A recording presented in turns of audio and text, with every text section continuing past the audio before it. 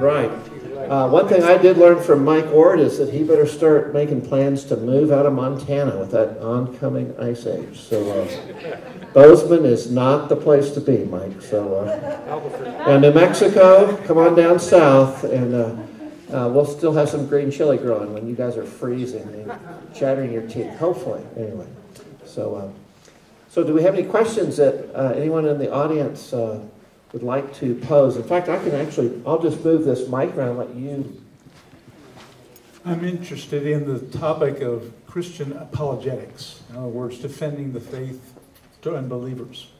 It would seem as if you would need an encyclopedia of information based upon the creation, evolution, controversy in order to answer all possible questions. I mean, I'm just throwing this out. I just wondered if you knew of any resources that on a question and answer basis might refute some of the common fallacies of evolution. So are you aware of how we can use this for apologetics? And do you know any resources that would refute some of these common fallacies that are put together by the evolution? Or questions? Arguments that you might have to get into, right? Okay, arguments, to refute those arguments and questions that evolution might have. Mike, would you like to take that first? Well, actually, compared to 40 years ago, we have a huge amount of resources. Look at the websites. Like CMI website has 7,000 articles on it. So many that they need a search engine. Like dinosaurs, I'm sure you can get 200 articles. You can't answer all these questions. You can wing it and try and say, I get back to you, and you can go look in the websites.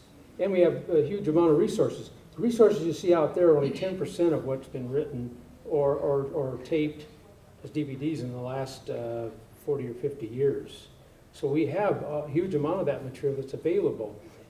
You know, the best you can do is just gradually learn as much as you can about this, but you're never going to learn it all. I'm not going to learn it all, and I get hit with new things from these people. So I'll talk to people that have the answers, or I'll go to the websites. Or you can actually email some of these creationist organizations with questions that they'll send out to various scientists to answer for you. So this is available. John Dowdy, do you have anything to add in terms of apologetics? Well, to answer your question, if you want to go to like a single source to give you some idea, try Jonathan Sarfaty's book on refuting evolution. Browse the complete internet. I'll start with the objection and go through the detail of the objection and then look for specific answers on the internet. And usually there's plenty of stuff that pops up. So it's amazing the growth of the internet, the amount of information. Since I gave a talk on information theory, it's almost an exponential growth of information. They're putting old material on the internet. So I guess theoretically at some point we should have all information on the internet. Weird. One more thing. There's answers books out there, which are you get these same questions all over the place, whether you're talking about scientists, and they have the answers books. CMI has them, AIG has them. You'll find most of your objections and answers right in those books. Right, that's a good point. Yeah, that's right.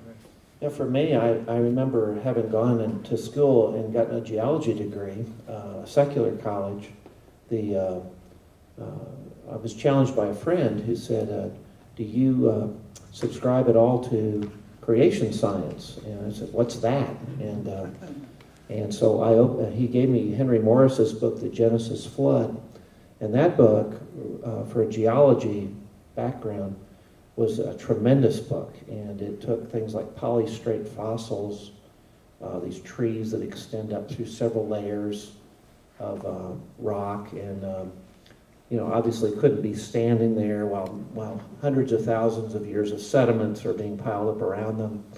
And I remember seeing one or two slides of those as an example in college, and the professor saying, well, that's just, that's an aberration. And he just went on. And they never tried to explain it. They just don't deal with it. It doesn't fit their model, so they don't deal with it. And I'm going, wow, yeah, that's right, I remember that. And So it was a powerful thing, realizing the destructive power of water. I remember Henry Morris being a hydrologist, head of the department at VPI in Virginia, and I knew that was about the third top school in the country. And here was the head of the department writing a book on the destructive impact of a flood. So that, for me, was very it was very apologetic in terms of getting me reoriented. Now, John. Let's try this one. Before I became a Christian, I was in graduate school, and I was taking a course in advanced thermodynamics, and the professor asked the question, given the basic materials to build a Cadillac, all right? It's commonly that question's been advanced now, later on to build a 747. It's, you have the steel, the aluminum, and so forth, and all that, even the rubber compound and all. And you put it into an isolated bubble with a neutral atmosphere, non-oxidizing atmosphere. You put a shaft through that wall, so you have an energy source, all right? And you can connect up anything you want to that.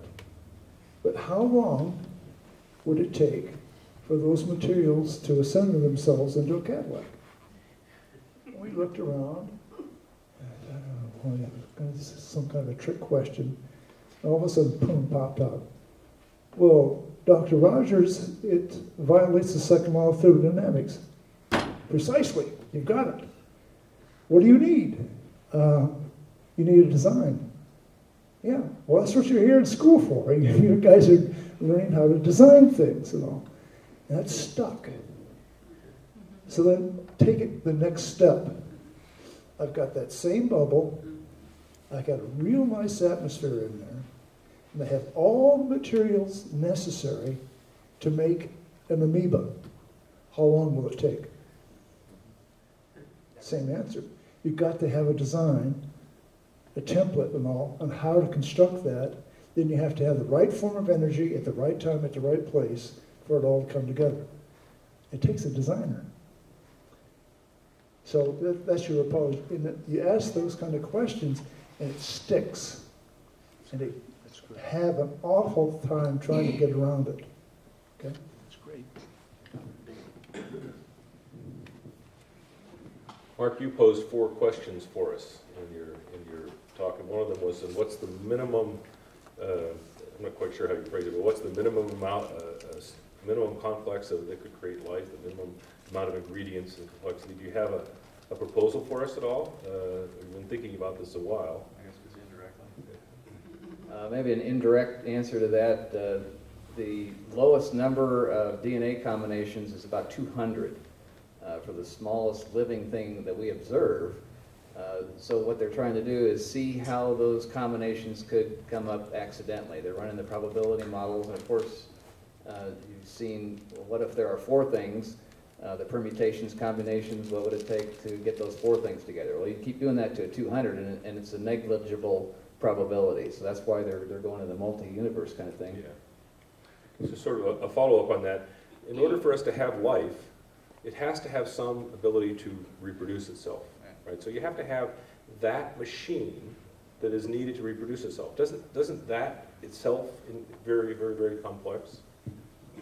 Right, and that's the definition of life. If you're going to create life or reproduce life, you need to know what it is. The next level below life appears to be a virus. It looks even more like a machine. It could be something post-fall rather than Garden of Eden kind of thing.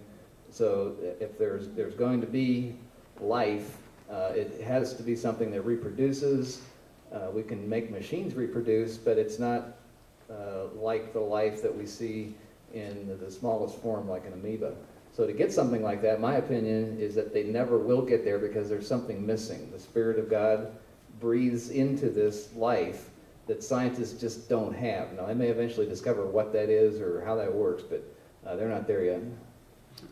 Have you heard of this thing that's commonly being discussed recently? It's called the Mimi virus. Have you heard of this? That's it's one of their theories that they're proposing as the mechanism for evolution is this thing called a mimivirus, which is some sort of super virus, which goes in and rearranges the DNA in just the right way in order to make the next species.